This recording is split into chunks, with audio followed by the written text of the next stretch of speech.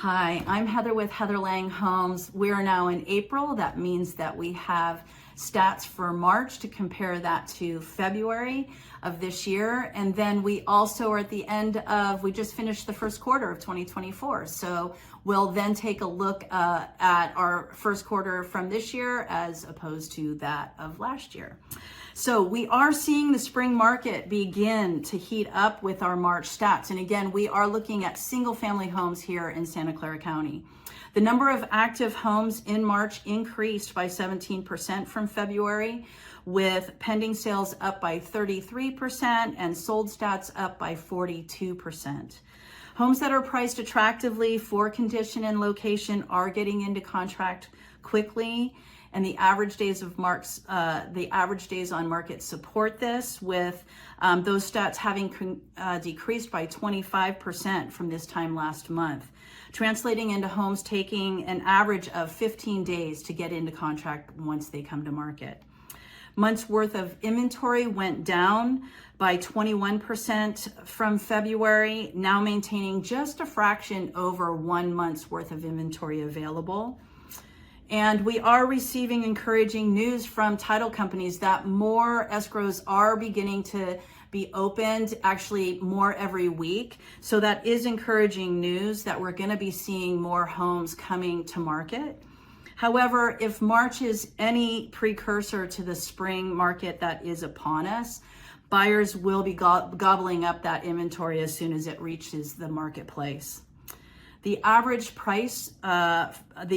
sales price for single family homes went up by 10% from February, now sitting at just about $2,275,000, with the list to sale price ratio up by 2% from February. Buyers are now paying close to 9% over the seller's offer price to win their home against other buyer competition.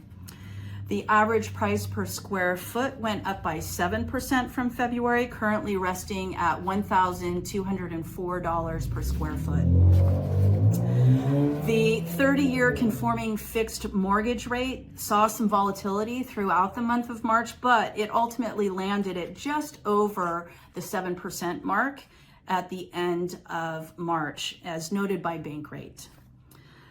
Now let's compare the first quarter of 2024 to that of the first quarter of 2023 last year. And we'll first review the 30-year conforming fixed mortgage rate, as it was more than half a point lower in last year's first quarter overall average of the first quarter of last year than it was of the first quarter of this year. And yet the housing market did not crash.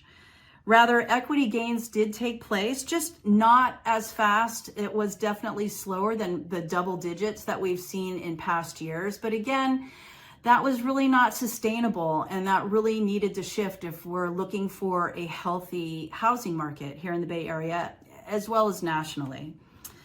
And again, with many homeowners enjoying the low mortgage rates that were secured during what we're calling those unicorn years, when they were down near that 3% mark, motivation to sell really has diminished. And that's why we have a lower supply of property available. Let's see, we saw that evidenced in already having a low inventory mark in the 2023's first quarter. It went down even further. It went down by 8%. So now we have barely 1 month's worth of inventory available in the first quarter of 2024. The average price per square foot went up by 14%. It is clear that although high interest rates have pushed some buyers out of the marketplace, there are still plenty of buyers that have found their means and their strategies to purchase, and still with competition.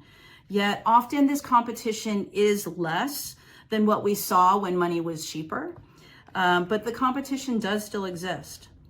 This is also evidenced in the average days on market this first quarter of 2024 being 10 days less than this time last year, the average of first quarter of 2023. And that, again, that's showing that there's more buyer competition, and it's taking closer to about an average of 7% over the seller's offer price for buyers to win their homes in, again, this first quarter of 2024, as opposed to the 1% over the list price that was needed for buyers to win their homes in the first quarter of 2023. Indeed, we have seen equity growth, and it is still taking place, even with these higher interest rates being more than 3/4 of a point higher than this time last year. As much as we would all love to see these mortgage interest rates come down faster, it doesn't look like that is in our immediate future. We had ended last year with steady news of inflation quelling closer towards that 2% goal line, even with the expectation and knowing that getting from that 3% mark down to that 2% mark was going to be the most challenging section to accomplish. And thus far, the Fed continues to insist upon seeing that good data, that good and consistent data to support a solid reading of lower inflation.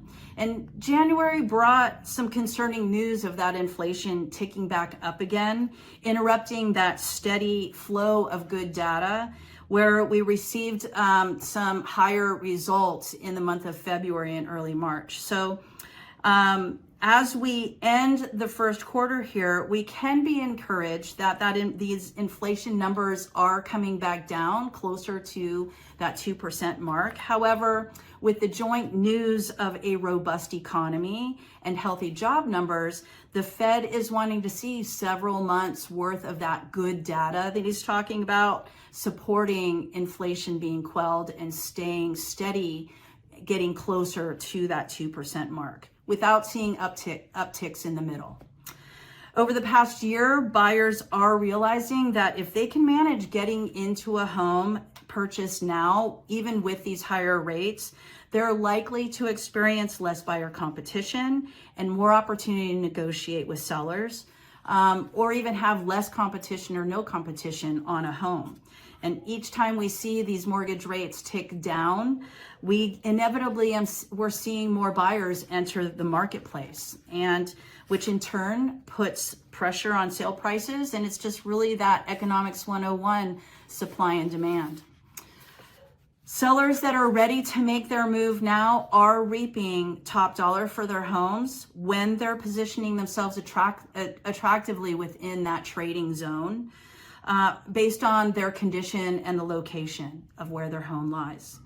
Buyers are still stretched thin financially to make strong offers in light of high interest rates, and they need to fund their down payments. So we're not seeing large numbers of buyers offering large amounts of cash over appraised values yet. Sellers are doing well when they present their properties for the goal of gleaning multiple interest. So if you're ready to discuss your move, whether you are a seller or a buyer, reach out to me. I'm Heather at heatherlanghomes.com, or you can reach me at 408-207-3130. We'll discuss best strategies and steps for your situation, and you can count on my diligent and trustworthy advice as we move forward to help you reach your real estate goals. In the meantime, I hope you have a great start to your spring here. I look forward to connecting back again this time next month to look at April stats, and enjoy the great weather that we're getting, and spring is upon us.